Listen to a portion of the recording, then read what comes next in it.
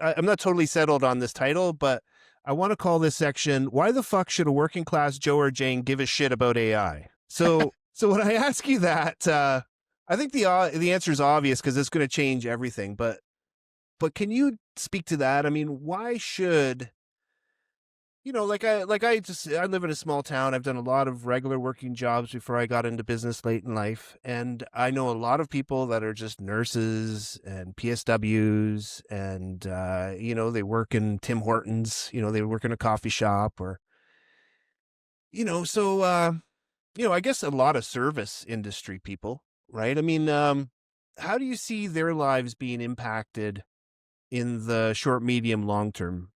I'm wondering if you have any thoughts on that. I do. They are much better off than the white collar workers doing anything on a computer. Much better off. But then what happens to the economy, how that might affect them later on, that's another question. But yeah, I think anything that can be done on a computer, right? Maybe you are a legal associate, maybe even like you're an investment banker, like these like high level, whatever, white collar type of jobs.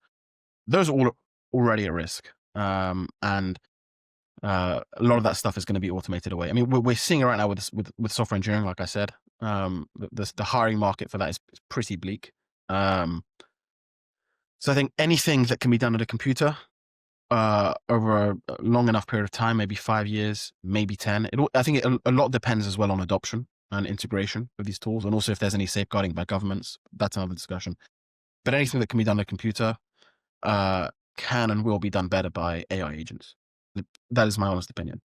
So if you are, maybe you're a plumber or something like that, I think you're actually much better off. I don't see a robo plumber coming anytime soon. That is, I think, much, much further away because hardware is a much harder problem to solve than software when it comes to AI.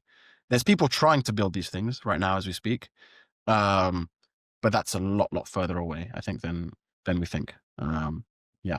This idea of ownership, right? Someone said to you, hey, here's an AI machine that will do your job for you.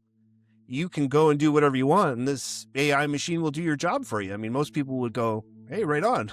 I kind of hate my job, right? A lot of folks anyways. And then they would go off and do whatever they want. But if someone came up to them and said, hey, here's an AI machine and it belongs to your boss, right? Now all of a sudden you're shit out of luck, right? So in a sense, it comes down to a simple thing of ownership. Who owns the AI that is going to take your job? Worker class